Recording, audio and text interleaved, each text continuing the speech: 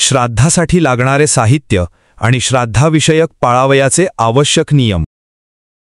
श्राद्धासाठी लागणारे साहित्य: काळे किंवा पांढरे तीळ मूठभर, यव किंवा तांदूळ मूठभर, भस्म, गोपीचंदन, चंदनगंध, सुपाऱ्या 8, नाणी 8, माका, तुळशीपत्र, फुले, शक्य झाल्यास अगस्ती व कमळ, दर्भ, जानवी 2, तूप, मध, विडे 3-4, 2 लहान व 1 मोठे ताम्हण, पळी, पंचपात्र, पाण्याचा कलश, भोजनासाठी चांदीची भोजनपत्रे किंवा केळीची पाने व पळसाच्या पत्रावळी व द्रोण, अत्तर, लोकरीची आसने, पिंडप्रदान असेल तर जानवे व पिंडास लावण्यासाठी काजळ.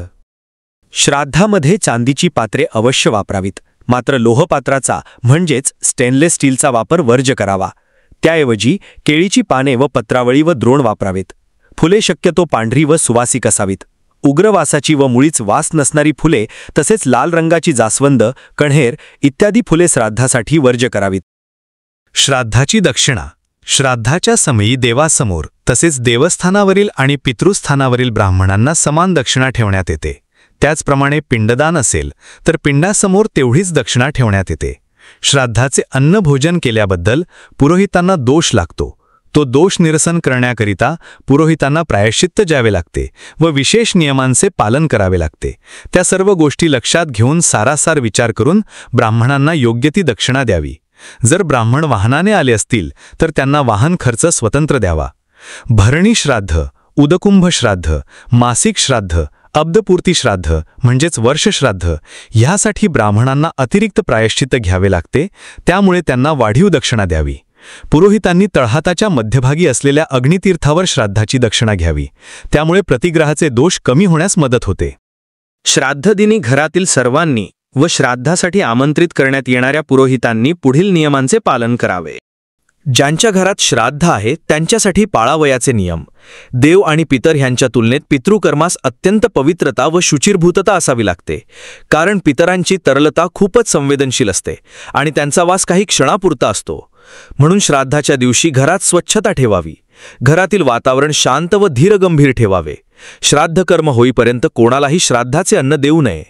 मोठ्याने हसणे, खिदळणे, गप्पा गोष्टी करू नये. त्याचबरोबर सर्वांनी शारीरिक पावित्र्य राखणे हेही तितकेच महत्त्वाचे आहे. श्राद्धादिनी कुतपकाली सुमारे 12:30 ते 1:30 ब्राह्मण भोजन, त्यावेळी दौहित्राची उपस्थिती व श्राद्धादिनी विखुरलेले तीळ या गोष्टींना श्राद्धकर्मात विशेष महत्त्व आहे. श्राद्धकर्त्याने दाढी व अभ्यंग स्नान करू नये, फक्त नित्य स्नान करावे. श्राद्धासमयी शुभ्र वस्त्र धारण करून अंगावर उपरणे घ्यावे. त्या दिवशी रात्री भोजन तसेच कोणताही तंटा, दान, प्रतिग्रह व स्त्रीसंग करू नये. पुरोहितांसाठी नियम: जे नियम यजमानास लागू असतात ते पुरोहितास देखील लागू असतात.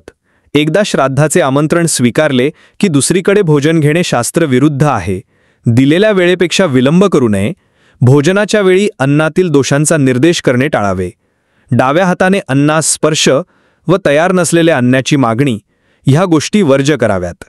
श्राद्ध करणाऱ्या पुरोहितास श्राद्धाचे प्रकार, श्राद्ध देवता व देव ह्यांची नावे, एकोद्दिष्ट श्राद्ध, पार्वण श्राद्ध व द्वारलोप इत्यादी सर्व माहिती असणे गरजेचे आहे. पुरोहितांसाठी प्रायश्चित्ते: श्राद्धाचे भोजन सेवन केल्याबद्दल पुरोहितांना मोठी प्रायश्चित्ते घ्यावी लागतात. त्यासाठी दुसऱ्या दिवशी शास्त्रात सांगितल्याप्रमाणे संकल्प करून ओम भूर्भुवः स्वः अशा त्रिपाद गायत्री मंत्राचा 1000 जप करावा. अब्दपूर्ती श्राद्ध, भरणी श्राद्ध इत्यादीसाठी दुप्पट प्रायश्चित्त घ्यावे. व्हिडिओमधील माहिती आवडल्यास लाईक, शेअर, कमेंट आणि सबस्क्राईब करा. शेजारील बेल आयकॉनच्या बटनवर क्लिक करा.